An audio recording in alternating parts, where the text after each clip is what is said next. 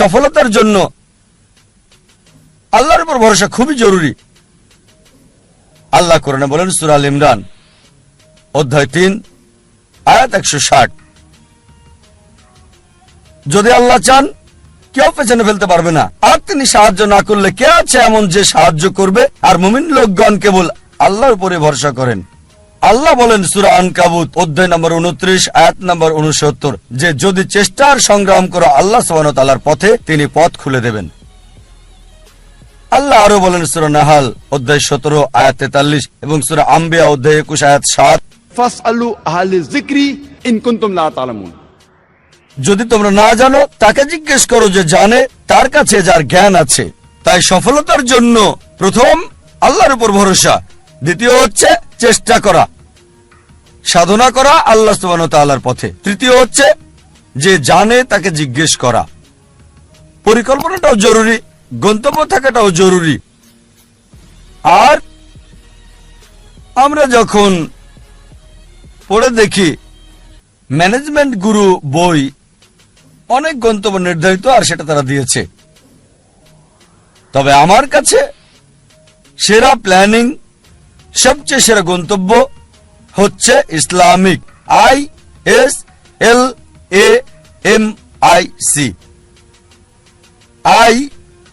এটা দিয়ে ইসলামিক। আপনার গন্তব্য আল্লাহ সুবহানাহু ওয়া তাআলা এবং নবী মুহাম্মদ সাল্লাল্লাহু আলাইহি সাল্লামের শিক্ষা অনুযায়ী হতে হবে।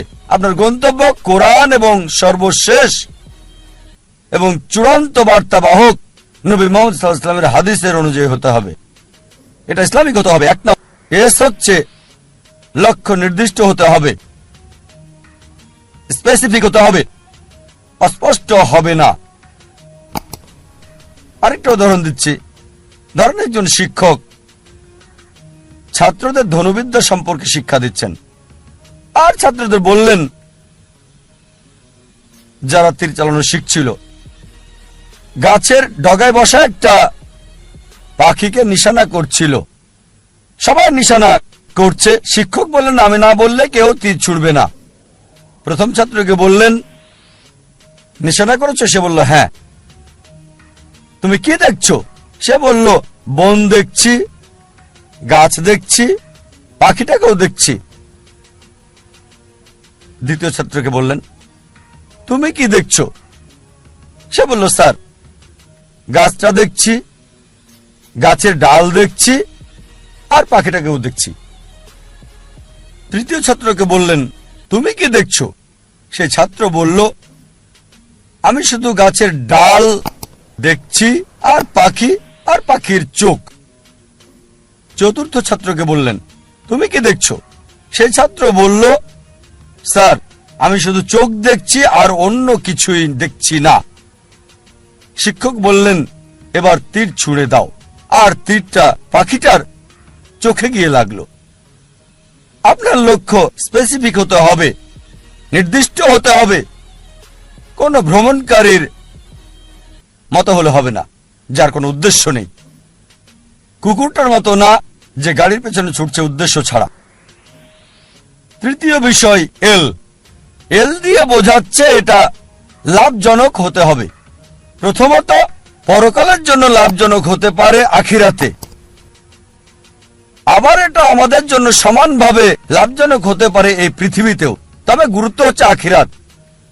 আল্লাহ কোরআনে বলেন সূরা বাকারা অধ্যায় 2 আয়াত 201, রব্বানা আতিনা ফিদ দুনিয়া হাসনাতাও ওয়া ফিল আখিরাতি হাসনাতাও ওয়া কিনা আযাবান নার। হে আল্লাহ আমাদের কল্যাণ দাও দুনিয়া এবং আখিরাতের, আর দোজখের আগুন থেকে রক্ষা করো। সুতরাং লাভজনক হতে হবে, উপকার থাকতে হবে, প্রথমত পরকালের, তারপর এই দুনিয়া। তবে বেশি গুরুত্ব হচ্ছে আখিরাতের, তারপর দুনিয়ার। এমন যেন না হয় যে দুনিয়ার লাভ আখিরাতের লাভকে নষ্ট করে দেবে।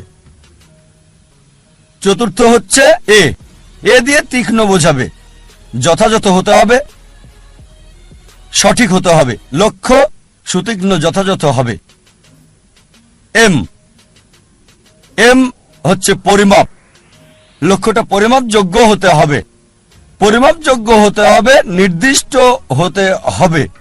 নির্দিষ্ট হওয়ার পর এর একটা সীমা থাকতে হবে। যেমন ধরেন, একজন নির্মাতা বলল, আমি পৃথিবীর সবচেয়ে উঁচু দালান তৈরি করতে চাই, লক্ষ্য নির্দিষ্ট, তবে সীমা নির্ধারণের জন্য সে জরিপ চালাবে পৃথিবীর সবচেয়ে উঁচু দালান কোনটি। আর সে জানল বুর্জ আল খলিফা, এর উচ্চতা 828 মিটার নির্দিষ্ট।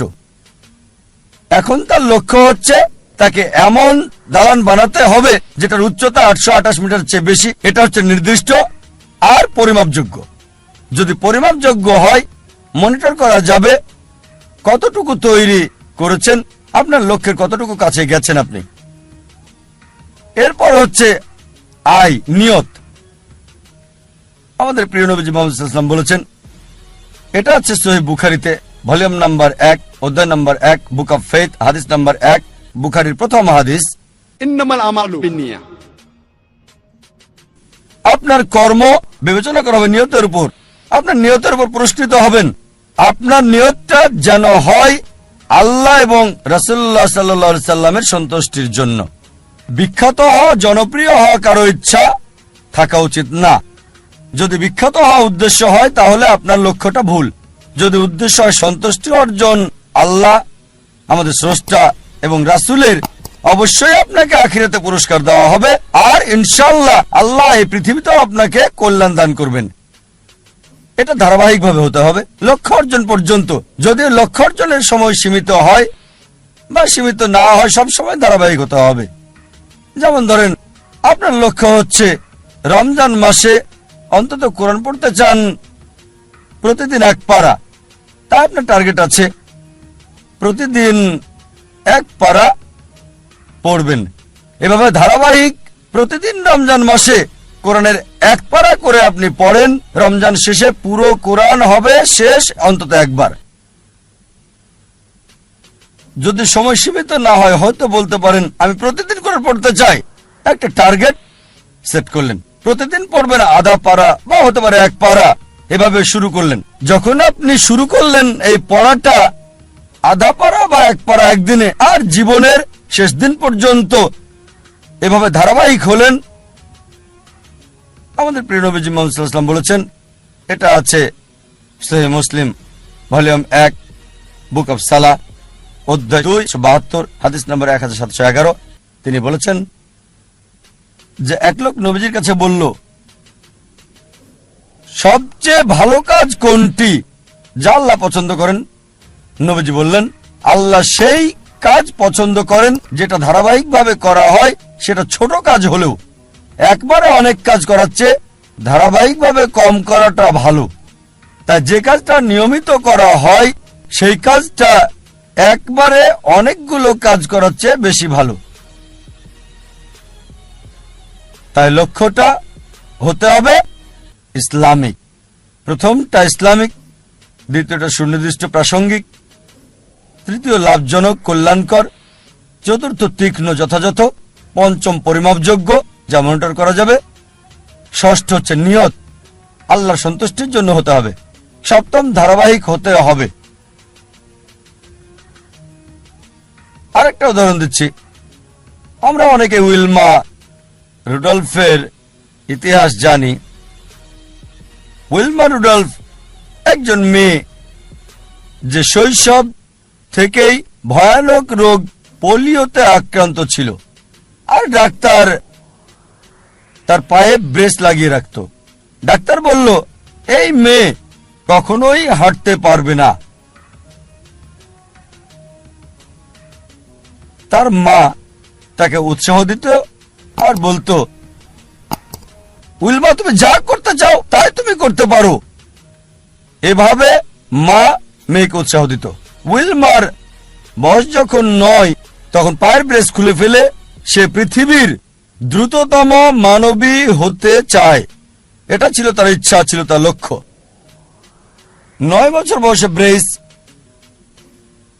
খুলে ফেলার পর 13 বছর বয়সে জীবনের প্রথমবারের মতো দৌড়ে অংশগ্রহণ করল সে,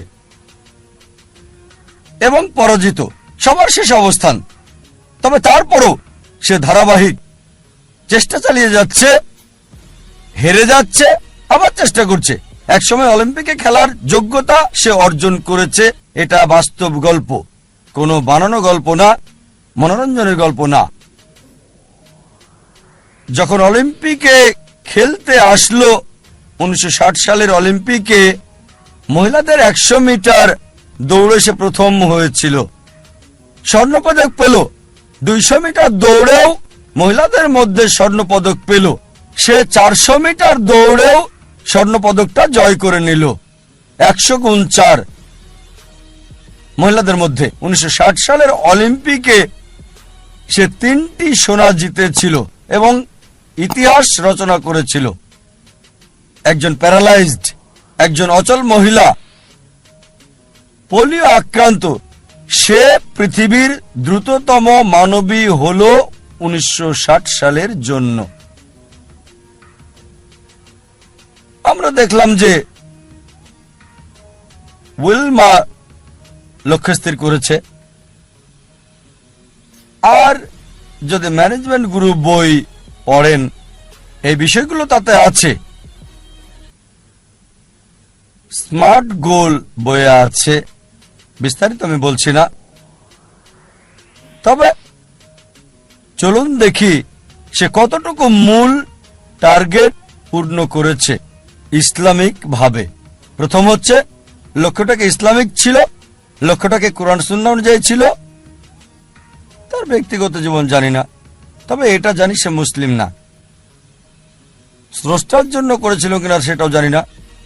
দ্বিতীয় হচ্ছে লক্ষ্যটাকে নির্দিষ্ট, হ্যাঁ নির্দিষ্ট। সে পৃথিবীর দ্রুততম মানবী হতে চেয়েছে। এটা লাভজনক, কল্যাণকর, হ্যাঁ এই পৃথিবীর জন্য লাভজনক। সুনাম পেয়েছে, সম্মান পেয়েছে। তবে আখিরাতের ব্যাপারে আল্লাহ জানেন, আমি জানি না। আখিরাতে এই অলিম্পিক জয়ের সোনা কোনো কাজে আসবে কিনা। যদি না তা করা হয় আল্লাহ সুবহানাহু ওয়া তাআলার সন্তুষ্টির জন্য। এটা কি সুতীক্ষ্ণ এবং যথাযথ ছিল? হ্যাঁ ছিল। এটা পরিমাপযোগ্য ছিল কি? হ্যাঁ। সে জানতো কে বিশ্বের দ্রুততম মানবী। সময়টা হয়তো 9 সেকেন্ড, 10 সেকেন্ড বা 11 সেকেন্ড ছিল, পরিমাপযোগ্য ছিল। আর সে চর্চা করলো, লক্ষ্য অর্জন করলো। তারপর নিয়তটা কি ছিল? সুনাম অর্জন করা, অবশ্যই তা পেয়েছে।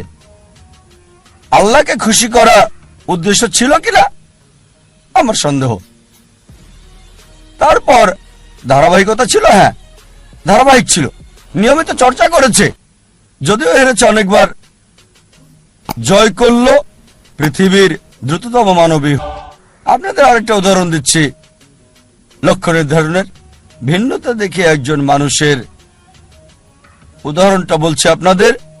একজন মানুষ যার সম্বল ছিল সামান্য, কিন্তু তিনি লক্ষ্যের চূড়ায় পৌঁছেছেন। যে মানুষ, যে ব্যক্তিটি আমার জীবনকে বদলে দিয়েছেন, শরীরের ডাক্তার থেকে আত্মার ডাক্তার করেছেন, আমি নিশ্চিত আপনারা তাকে চেনেন। তিনি হচ্ছেন শেখ আহমেদ দিদাত। চলুন তার লক্ষ্য নির্ধারণ দেখি। শেখ আহমেদ দিদাত, যদি আপনারা তার জীবনী পড়েন তাহলে দেখবেন যে পড়ালেখা করেছেন 6ষ্ঠ শ্রেণী পর্যন্ত মাত্র। তার কারণ ছিল সাংসারিক অভাব, বাধ্য হয়ে পড়ালেখা ছেড়ে দেন তিনি। 6ষ্ঠ শ্রেণী পাশ করার পর লেখাপড়া ছাড়তে বাধ্য হলেন। সামান্য সম্বল নিয়ে নিজের দেশ ভারত জন্মস্থান ছেড়ে চলে গেলেন দক্ষিণ আফ্রিকায়। তিনি কাজ করতেন সেলসম্যানের, ফার্নিচারের দোকানে দোকানে ড্রাইভিংও করেছেন তিনি ইত্যাদি। আর দক্ষিণ আফ্রিকায় থাকাকালীন তিনি নিয়মিত খ্রিস্টান মিশনারিদের বিড়ম্বনা শিকার হতেন, যারা বলতো ইসলাম একটা অনুপযোগী ধর্ম, নির্দয় ধর্ম। তারা ইসলামকে আক্রমণ করত। আর যেহেতু হ্যারাসমেন্টের শিকার, তার মনে একটা ইচ্ছা আসলো, ইসলামের বিরুদ্ধে সব অভিযোগের আমি উত্তর দিতে চাই সেই সব খ্রিস্টান মিশনারিদের। এই খ্রিস্টান মিশনারিদের ইসলামের বিরুদ্ধে বলার উপযুক্ত জবাব দিতে চাই। চিন্তা করেন, ষষ্ঠ শ্রেণী পর্যন্ত পড়া একজন মানুষ, তবে অবশ্যই আল্লাহর উপর ভরসা ছিল। তিনি চেষ্টা করেছেন। একটা বই তাকে বেশ নাড়া দিয়েছিল, ঘরের মধ্যে ময়লা জমে থাকা একটা বই। এই বইটা তাকে নাড়া দিয়েছে, যেটার নাম ইজারুল হক, সত্যের প্রকাশ, লেখক মাওলানা রহমতুল্লাহ কিরানবী। আর ওই বইয়ে লক্ষ্যের নির্দেশনা পান, এভাবে শুরু করেছিলেন। আর 40 বছর ধরে সংগ্রাম করেছেন। তিনি চ্যালেঞ্জ করেছেন খ্রিস্টান ধর্মের রথী মহারথীদের। চিন্তা করেন, 6 পাস একজন মানুষ 40 বছর সংগ্রাম করেছেন, পৃথিবীর সেরা খ্রিস্টানদের সাথে চ্যালেঞ্জ করেছেন। এমন একটা ঘটনা 1986 সালে তিনি বিতর্ক করেছিলেন পাদ্রী জিমি সোয়াগাটের সাথে।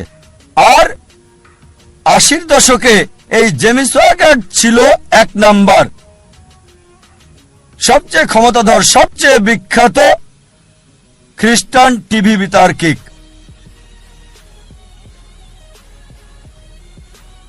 তার বিতর্কের কয়েক সপ্তাহ আগে শেখ দিদাতের এক ভক্ত বলল, শেখ আহমেদ দিদাত, আমি আপনার ভক্ত, আপনাকে একটা উপদেশ দিচ্ছি। এই জেমি সোয়াগাটকে আমি চিনি, তার সম্পর্কে আমি জানি, তার সাথে বিতর্ক করবেন না, আপনাকে হাসির পাত্র বানাবে আর ফু দিয়ে উড়িয়ে দেবে। চিন্তা করেন, একজন ভক্ত আহমেদ দিদাতকে উপদেশ দিচ্ছে জেমি সোয়াগাটের সাথে ডিবেট না করার জন্য। আমি তাকে চিনি, আপনাকে হাসির পাত্র বানাবে আর ফু দিয়ে উড়িয়ে দেবে। যে লোক সবচেয়ে বিখ্যাত টিভি ব্যক্তিত্ব, টেলিভিশনের মালিক, যার বাজেট ছিল দৈনিক $1 মিলিয়ন বেশি সুনাম অক্ষুণ্ণ রাখার জন্য, আমাদের শেখ আহমেদ দিদাত, মাশাআল্লাহ, তার সাথে আল্লাহ ছিলেন। তিনি ইউএসএ তে গেলেন, ওই খ্রিস্টান মিশনারির শহরে, সে যে দেশে খুবই বিখ্যাত, তিনি গেলেন, বিতর্ক করলেন।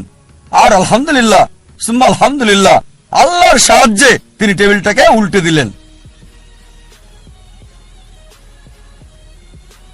চিন্তা করেন, একজন মানুষ সামান্য পুঁজি নিয়ে, স্কুলও পাশ করেননি, গ্রাজুয়েশন তো দূরের কথা, চ্যালেঞ্জ করেছেন খ্রিস্টান সম্প্রদায়ের প্রধান নেতাদেরকে। তারপর থেকে তিনি সবচেয়ে বড় বাধা বিশ্ব খ্রিস্টান নেতাদের জন্য, খ্রিস্টান মিশনারিদের জন্য। একা একজন মানুষ, শেখ আহমেদ দিদাত, আল্লাহ সুবহানাহু ওয়া তাআলার সাহায্যে সমগ্র খ্রিস্টানদের চ্যালেঞ্জ করেছেন।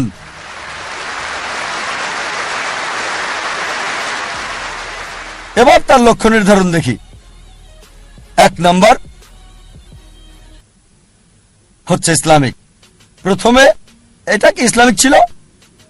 কোরআন এবং সহিহ হাদিস মোতাবেক এটা কি আল্লাহ এবং রাসূলের জন্য ছিল? স্বাভাবিকভাবে হ্যাঁ ছিল। এ কারণেই তিনি লক্ষ্য অর্জন করেছিলেন। দ্বিতীয় হচ্ছে, এটা কি নির্দিষ্ট ছিল? হ্যাঁ, তার লক্ষ্য নির্দিষ্ট ছিল। আমি ইসলামের বিরুদ্ধে অভিযোগের উত্তর দিতে চাই, এটা ছিল নির্দিষ্ট। যথাযথ জবাব দিতে চাই।